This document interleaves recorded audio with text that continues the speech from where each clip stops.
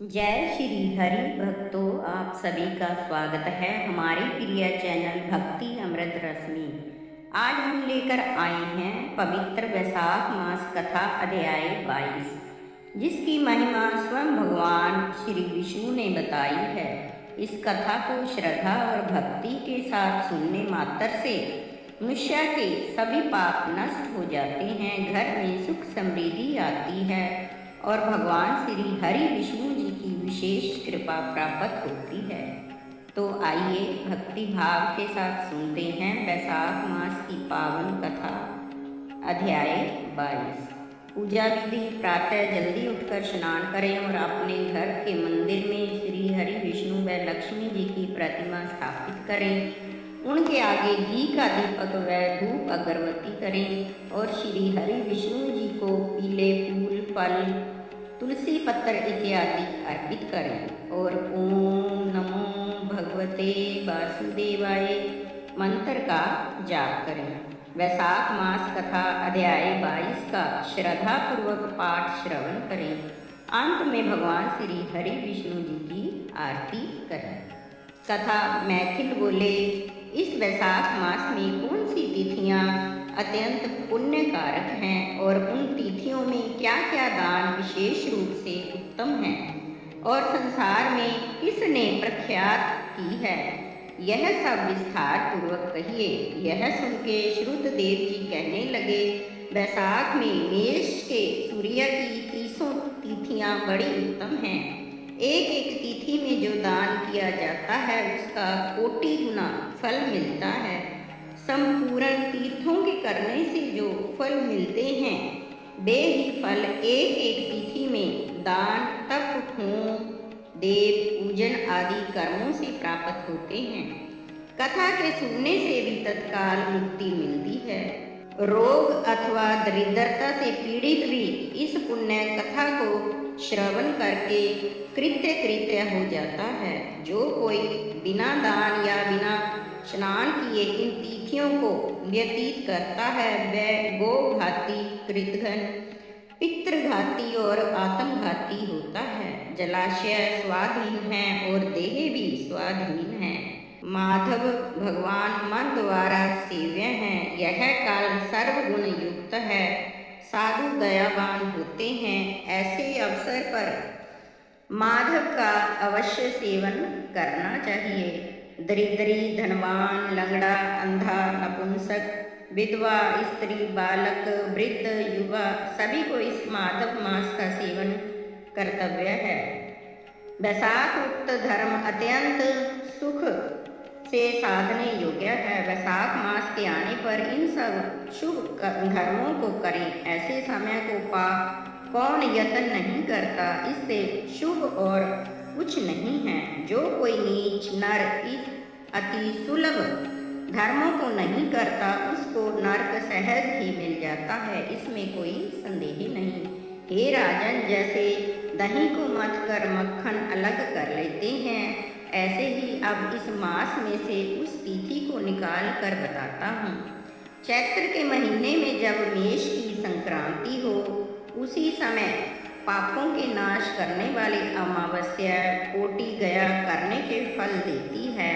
यह एक पितृश्वरों के संबंध की पुरानी कथा चली आती है जो नरक और पितरों की है। जब पृथ्वी पर सार्वनी मनवंतर का राज्य था, 30वें कलयुग के अंत में जब संपूर्ण धर्म नष्ट हो गए, उस समय आनरक देश में धर्म वर्ण नाम का कोई ब्राह्मण हुआ करता था। उसने इस घोर कलयुग में मनुष्यों को पापों से युक्त देखा। उसी कलयुग के प्रथम पाद में जब सब मनुष्य अपने अपने वर्ण धर्मों से हीन हो गए, तब एक दिन मुनि महात्माओं के शत्रज्ञ के दर्शन के निमित्त पुष्कर क्षेत्र गया। वहाँ ऋषि मुनि लोग शास्त्री विहित पुण्यवर्धक कथाओं का वर्णन कर रहे थे। उनमें से कोई घृतव्रत कलयुग की प्रशंसा करने लगा कि सत्ययुग में जो वर्ष भर में माधव भगवान प्रसन्न होते हैं सो त्रेता में 1 मास में और द्वापर में 1 ही पक्ष में होते हैं। उससे 10 गुना पुण्य कलयुग में विष्णु भगवान का स्मरण करने से होता है। कलयुग में थोड़ा किया हुआ पुण्य भी कोटि गुणित होता है। जो दया पुण्य दान नहीं कर सकते हैं उनको केवल एक हरि नाम उच्चारण करना ही उचित है। जो अकाल में अन्नदान करते हैं वह वैकुंठ हो जाते हैं।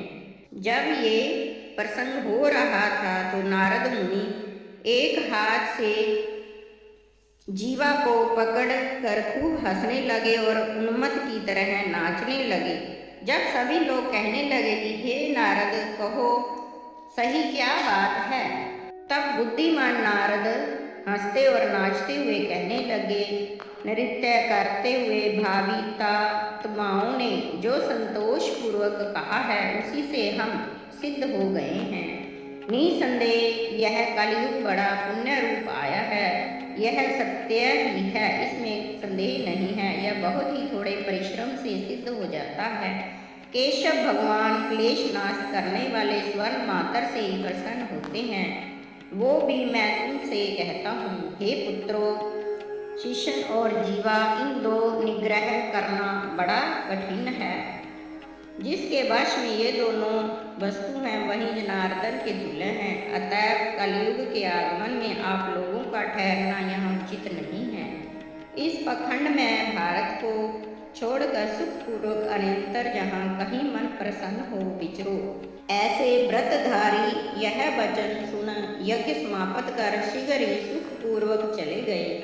धर्म वर्ण ने भी यह सुन पृथ्वी त्यागने का विचार कर नैष्ठिक ब्रह्मचार्य के व्रत को धारण कर दंड कमंडल ले जटा और छाल के वस्त्र पहन मन में आश्चर्य करते कलयुग में अनाचारों को देखने गए।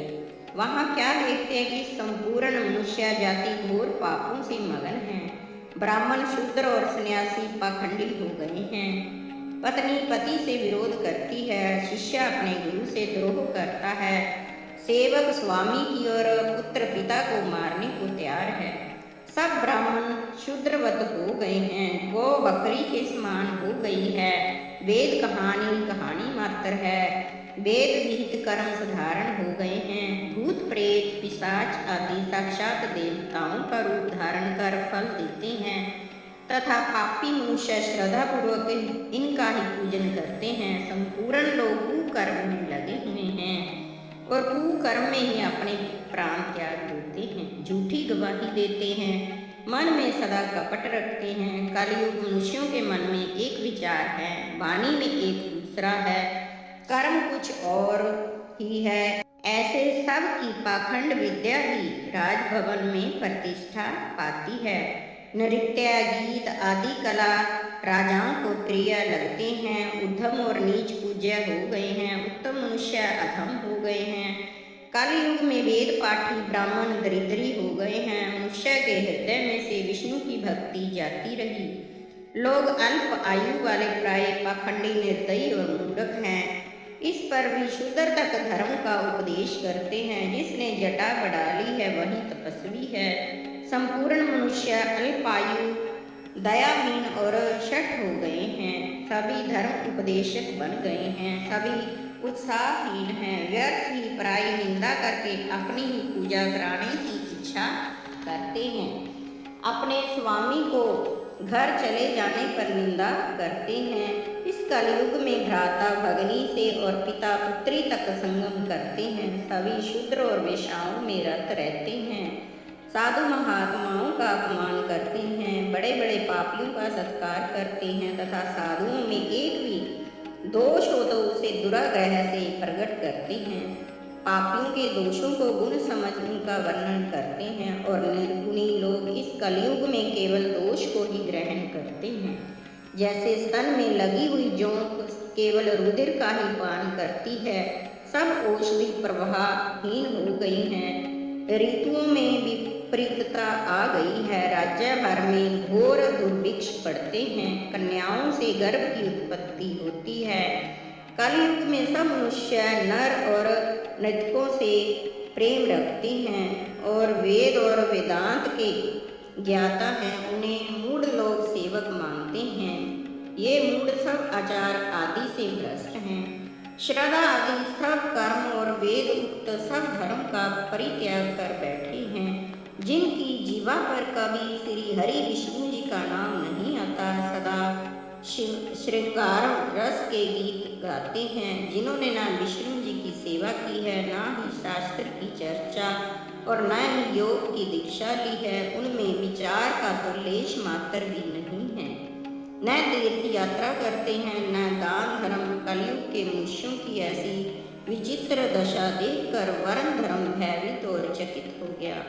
वंश को पाप से होता देख द्वीपांतर में जा संपूर्ण लोगों की विचरता आश्चर्य से युक्त हो पितृलोक को गया। वहां अपने पितृगणों को बड़े बड़े घोर कर्मों द्वारा भ्रमण करते हुए, दौड़ते, रोते, गिरते हुए तथा अंधकूप में पड़े हुए देखता है। उनमें कोई एक दूब के सहारे भी खड़े हैं और दूब के उखड़ने अथवा टूटने के डर से शंकित हो रहे हैं, और उनको आश्रय देने वाली उस दूब की जड़ को चूहे कतरते हैं। उस दूब के 3 भाग तो चूहों ने कतर दिए हैं, अब एक शेष भाग रह गया है, उसे वे दुख से कर्षित हो रहे हैं। यह क्रूर आगे और भी दुर्गम है, जिसमें किसी प्रकार का सहारा नहीं है। उन्हें देख बहुत विस्मित हुआ और दयालु होकर बोला, तुम कौन हो? तुमने ऐसे कौन से घोर दुष्कर्म किए जिनसे तुम यहाँ पड़े हो? तुम किस गोत्र में उत्पन्न हुए हो और तुम्हारा उद्धार कैसे होगा?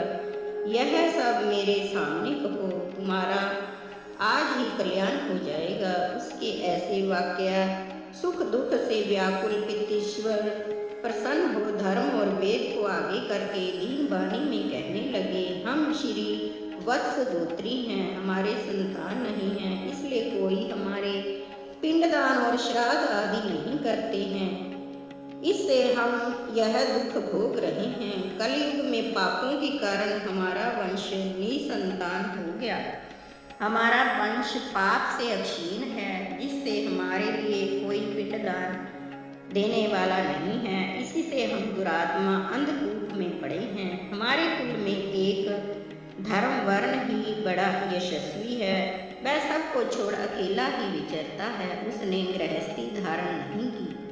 वही दूर्वा का तंतु रूप है, जिसे पकड़कर हम लोग लटक रहे हैं, वह तंतुहीन है। इसी से उसकी जड़ को नित्य चूहा भक्षण करता है। वह केवल एक ही शेष रहा है, उसी से थोड़ी सी जड़ बची है। देखो, उसे भी मूषक भक्षण करते हैं। धर्म वर्ण की आयु क्षीण होने पर दूर्वा के शेष भाग को मूषक भक्षण कर लेगा और हम इस अंध दुर्गम कूप में गिरे पड़े रहेंगे। इससे हे तात, तुम पृथ्वी पर जाकर गृहस्थी से विमुख उस मुनि को हमारी दीनता दिखाकर समझाओ कि तेरे पितृश्वर दुख से पीड़ित दुर्गम अंधकूप नरक में पड़े हैं। मैंने देखे हैं, वे केवल एक दूब के सहारे लटक रहे हैं। मुनि, यही वंश रूप दूब है। इसकी जड़ों को काल रूपी मूषक प्रतिदिन भक्षण करते हैं। इस प्रकार कर्म से सब वंश अक्षीण हो गया है। केवल तू ही एक शेष है। इससे दूब के 3 भाग नष्ट हो गए हैं। तू भी पृथ्वी पर बचा है, वही एक भाग शेष रहा है। उसमें से भी प्रतिदिन थोड़ा थोड़ा चूहा भक्षण करता है, जिससे तेरी आयु प्रतिदिन क्षीण हो रही है। तेरे मरने पर और संतान न होने पर हम और तुम सब अंधकूप में पड़े रहोगे। इसलिए गृहस्थी धर्म ग्रहण करके संतान वृद्धि करके तुमको और हमको उदर गति प्राप्त होगी। इसलिए बहुत से पुत्रों की इच्छा करनी चाहिए, क्योंकि उनमें से एक भी गया को गया या अशब में भी यज्ञ करे अथवा नीले रंग का सांड छोड़े। यदि कोई वैशाख माघ व कार्तिक में स्नान दान करे तो निश्चय ही हमको उदर गति मिलेगी और नरकों से उद्धार होगा। या कोई एक विष्णु भक्त हो अथवा या कोई एक भी एकादशी व्रत करे या पापों के नाश करने वाली विष्णु भगवान की कथा सुने तो उसकी 100 पीछे की और 100 आगे की पीढ़ी चाहे पापाचारी ही हो तो भी नरक का दर्शन नहीं करेंगी। दया और धर्म से दीन अनेक पुत्रों से क्या है। जो कुल में उत्पन्न हो विष्णु भगवान की पूजा नहीं करते, उन पुत्रहीनों के लिए यह लोक कुछ भी नहीं। इस पर भी दया युक्त संतान दुर्लभ है। तुम ऐसे सत्य वाक्यों से समझाकर विरक्त और उधर्व रेता धर्म वर्ण को ग्रस्त धर्मों में प्रवृत्त करो। पितृश्वरों के ऐसे वचन सुन धर्म वर्ण बड़े अचंभे में पड़ गया। धर्म वर्ण कांपने लगा और रोता हुआ हाथ जोड़कर नमस्कार कहने लगा कि हे महाराज, मैं ही दुराग्राही तुम्हारा वंशधर धर्म वर्ण हूँ। मैंने यज्ञ में महात्मा नारद जी के वचन सुने कि कलयुग में किसी की भी जीवा और शिष्यन वश में नहीं रहते। पृथ्वी पर बहुत से पापी मनुष्यों को देख कुसंगति के डर के मारे दीपांतरों में विचरता रहा। इस प्रकार 3 पाद तो बीत गए। हे पितरों, इस कली के अंतिम पाद में भी 3.5 भाग व्यतीत हो गए। मैंने अब तक आपका दुख नहीं जाना। मेरा जीवन वृथा ही गया कि मैं आपके कुल में उत्पन्न हुआ और आपका ऋण दूर नहीं किया। तो पृथ्वी भार के रूप अन्न के शत्रु मेरे जन्म से क्या हुआ। जो भगवान विष्णु पितृश्वर देवता और ऋषियों का पूजन नहीं करता तो उसका जन्म वृथा है। मैं अब आपकी आज्ञा का पालन करूंगा, परंतु यह आशीर्वाद दो कि पृथ्वी पर संसारिक कर्तव्य करने पर भी मुझे कलयुग की बाधा न हो। जब बुद्धिमान धर्मवर्ण ने ऐसा कहा तब हे राजन, मन में कुछ संतोष कर पितृश्वर बोले, हे पुत्र, तू अपने महात्मा पितरों की यह दशा देख। वे संतान के प्रभाव से गिर रहे हैं, केवल एक दूध के सहारे ठहरे हुए हैं।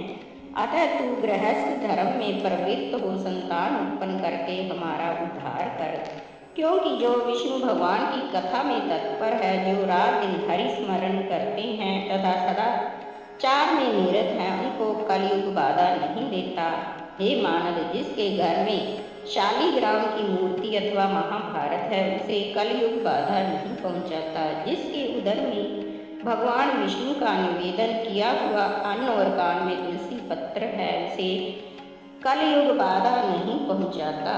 हाथ में तुलसी की माला, जीवा पर हरि नाम है, उसे कलयुग कभी बाधा नहीं पहुंचाता। जो वैशाख और माघ के स्नान करते हैं, कार्तिक में दीपक जलाते हैं, उन्हें कलयुग बाधा नहीं पहुंचाता। जो विष्णु भगवान की कथा नित्य प्रति सुनता है, जो पाप नाशिनी मोक्ष देने वाली है और दिव्य है, उसे कलयुग बाधा नहीं पहुंचाता है। जिसके घर में वैष्णव देव होता है, जिसके आंगन में सुंदर तुलसी है, शुभ गो है, उसे कलयुग बाधा नहीं पहुंचाता। हे पुत्र, इसलिए तुम पापात्मक युग की चिंता मत कर।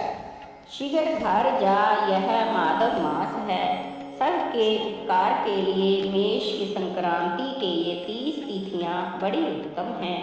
इनमें जो पुण्य किया जाता है उनका बहुत सा फल मिलता है। एक तिथि में जो पुण्य किया जाता है उनका करोड़ गुना फल मिलता है। इनमें भी वैशाख की अमावस्या तो साक्षात मुक्तिदायिनी है। यह पितृगण और देवताओं की प्यारी तत्काल मुक्ति देने वाली है। इस दिन जो पितृश्वरों के निमित्त श्राद्ध करते हैं, जल का घड़ा या पिंडदान करते हैं, उन्हें अक्षय फल प्राप्त होता है। जो वैशाख मास में गया जाकर श्राद्ध करे, वह श्राद्ध करोड़ श्राद्ध के समान होता है। जो मधुमास की अमावस्या के दिन शाक से भी श्राद्ध करते हैं, उनको गया में कोटि कोटि श्राद्ध करने का फल मिलता है, इसमें संदेह नहीं है। जल से भरा घट जिसमें कपूर और अगरू की वासना, ऐसा घट दान जो मधुमास की अमावस्या को न करे वह पितृघाती होता है, इसमें संदेह नहीं है। जो मधुमास में पानी सहित तकरीर का दान करे और भक्तिपूर्वक श्राद्ध करे, वह अपने कुल का उद्धार करता है। पितरलोक में कुंभदान से अमृत की नदी बहती है। जो श्राद्ध दान करने के देने वाली है। अन्न, दाल, घृत, अपूप, लेह, खीर आदि का प्रसाद करते हैं। अतः तो अमावस्या से पहले शीघ्र जाओ, श्राद्ध, पिंड दान तथा घट दान कर तथा सबके उपकार के लिए गृहस्थी बनकर फिर धर्म, अर्थ और काम से संतुष्ट हो उत्तम संतान प्राप्ति कर पीछे मुनि की वृत्ति धारण कर सुखपूर्वक द्वीपों में विचरना। जब पितृश्वरों ने ऐसी आज्ञा दी तब धर्मवर्ण शीघ्र ही पृथ्वी पर गया और मेष की संक्रांति के दिन प्रातःकाल स्नान कर पितृश्वरों, देवताओं और ऋषियों का तर्पण कर जल भरा घड़ा और पाप का नाश करने वाला श्राद्ध करके अपने पितृवर्ग को ऐसी मुक्ति दी जिससे आवागमन छूट जाए। फिर अपना विवाह किया जिससे सुंदर संतान हुई और संसार में इस पाप नाशनी तिथि को प्रख्यात किया। तत्पश्चात स्वयं प्रसन्न हो गंधमादन पर गया। इसलिए यह मधुमास की अमावस्या बड़ी शुभ है। इसके समान संसार में न कोई तिथि देखी है और न ही सुनी गई है।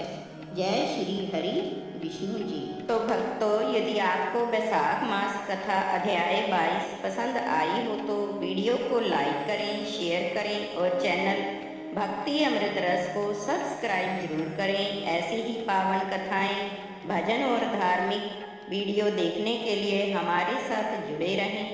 भगवान श्री हरि विष्णु जी आपकी सभी मनोकामनाएं पूर्ण करें। जय श्री हरि विष्णु जी। जय माँ लक्ष्मी जी।